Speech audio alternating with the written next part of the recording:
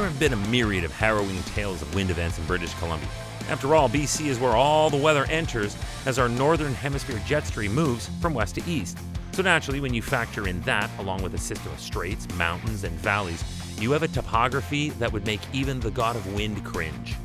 Hi, I'm Chris May, host of This Day in Weather History, a podcast from the Weather Network in Canada. And for today's episode, I will be joined by meteorologist Tyler Hamilton. Now, Tyler Hamilton grew up, born and raised in British Columbia, and he actually wrote a really compelling report about this storm the day after it happened. So I'm going to have him along for some comments.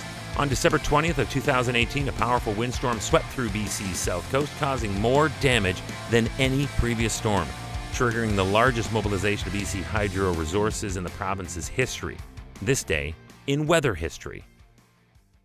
At its peak, it was reported that over 750,000 customers lost power as a result of the storm. For perspective, the city of Vancouver has a population of only around 675,000. Those on BC's lower mainland, like in yesterday's episode of this podcast where Quebec residents feared a repeat of a prior storm, here in BC, residents feared a repeat of the August 2015 windstorm that raged through the lower mainland and Fraser Valley. But this storm was actually worse in so many ways. This was a certainly memorable low-pressure system from a forecasting standpoint here at the Weather Network, and alarm bells were going off on the days leading up to this significant weather event. What contributed to its unique ferociousness is that the winds came from multiple directions, and over 400 millimeters of rain fell in some areas leading up to this storm. That destabilized some trees. It's hypothesized that a brutal summer drought was likely enough to weaken a lot of the trees, pairing with the rains that preceded this event leading up to the storm. Unfortunately, a worst-case scenario. And this had many fearing yet another nightmare that they had already lived through, the 2006 windstorm that beat up Vancouver Island and devastated Vancouver Stanley Park, falling their signature tall trees like straws in a milkshake. But that was then. This is now.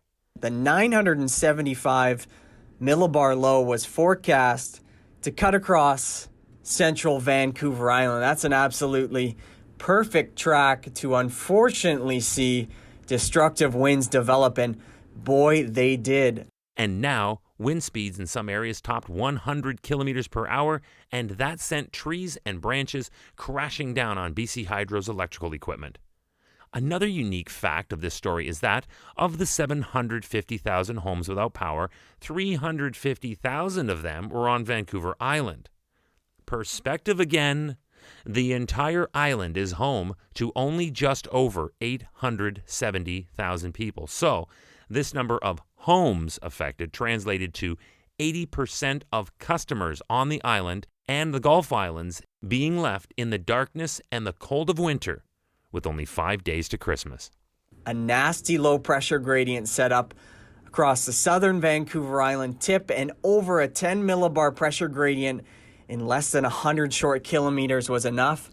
And as that low situated near the Comox Valley, that strongest winds occurred down island near Nanaimo, Duncan, Ladysmith, and Cowichan Valley in particular were hardest hit, the winds occurring near the time of the frontal passage.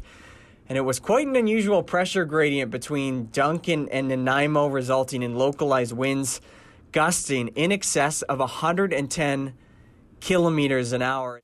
Now, what happened next is something of a Christmas miracle. BC Hydro restored power to more than 550,000 customers in the first 24 hours. All customers in the lower mainland and Fraser Valley were back up and on by December 24th. The situation, however, on the island was much trickier. With the density of trees and the slopey, mountainous topography, the extent of the damage on Vancouver Island and the Gulf Islands made it infinitely more difficult to even get to where the help was needed, and that increased restoration times. More perspective? Sure, why not? It's what I do on This Day in Weather History. Chris O'Reilly, who at the time was BC Hydro's president and chief operating officer, laid out just what they had achieved. Quote, "We had more than 900 field personnel working to repair damage to more than 1,900 spans of wire, 390 power poles, 700 crossarms, and 230 transformers. This day in weather history. First of all, I want to thank my friend Tyler Hamilton, meteorologist at the Weather Network, for pitching in and coming in with some really insightful details, really making it clear just what happened and what it was like in British Columbia during that storm. Thanks a lot, Tyler. We'll be talking to him again for future stories, I am sure. Tomorrow's December 21st, and that's normally the winter solstice, the first official day of winter. So while you're celebrating that right now, back in 2008, they were ducking for cover when a powerful midwinter-style storm leveled a ton of snow on the city of Toronto. Tomorrow's episode also features a podcast video short. You can watch it on the Weather Network or online at theweathernetwork.com/weather history. Tell you what, while you're there, feel free to watch them all and then bookmark the page because there will always be another one on this day in weather history with me, your host, Chris May.